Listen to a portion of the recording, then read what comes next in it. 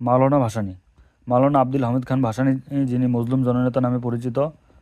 জন্ম ও জন্মস্থান: জন্ম 1880 সালের 12ই ডিসেম্বর, জন্মস্থান ধানগড়া, সিরাজগঞ্জ।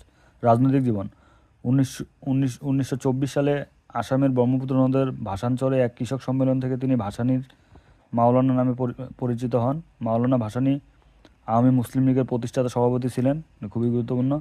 মাওলানা ভাসানী 1957 সালে বিখ্যাত কাকমারি সম্মেলনে পাকিস্তানের পশ্চিম শাসকদের উদ্দেশ্যে আসসালামু আলাইকুম বলে পূর্ব পাকিস্তানের স্বাধীনতার পক্ষে প্রথম সুস্পষ্ট ইঙ্গিত দেন, যা প্রথম স্বাধীনতার ডাক হিসেবে পরিচিত। সম্মেলনের পর তিনি আওয়ামী লীগ থেকে বেরিয়ে এসে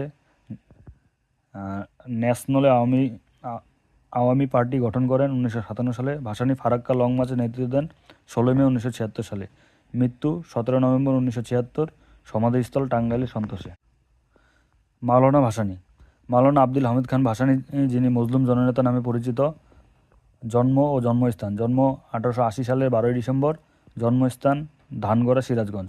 রাজনৈতিক জীবন: 1924 সালে আসামের ব্রহ্মপুত্র নদের ভাসানচরে এক কৃষক সম্মেলন থেকে তিনি ভাসানীর মাওলানা নামে পরিচিত হন। মাওলানা ভাসানী আওয়ামী মুসলিম লীগের প্রতিষ্ঠাতা সভাপতি ছিলেন, খুবই গুরুত্বপূর্ণ। মাওলানা ভাসানী 1957 সালে বিখ্যাত কাকমারি সম্মেলনে পাকিস্তানের পশ্চিম শাসকদের উদ্দেশ্যে আসসালামু আলাইকুম বলে পূর্ব পাকিস্তানের স্বাধীনতার পক্ষে প্রথম সুস্পষ্ট ইঙ্গিত দেন, যা প্রথম স্বাধীনতার ডাক হিসেবে পরিচিত। সম্মেলনের পর তিনি আওয়ামী লীগ থেকে বেরিয়ে এসে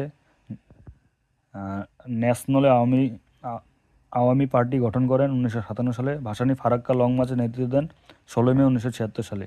মৃত্যু 17 নভেম্বর 1976, সমাধিস্থল টাঙ্গাইলের সন্তোষে।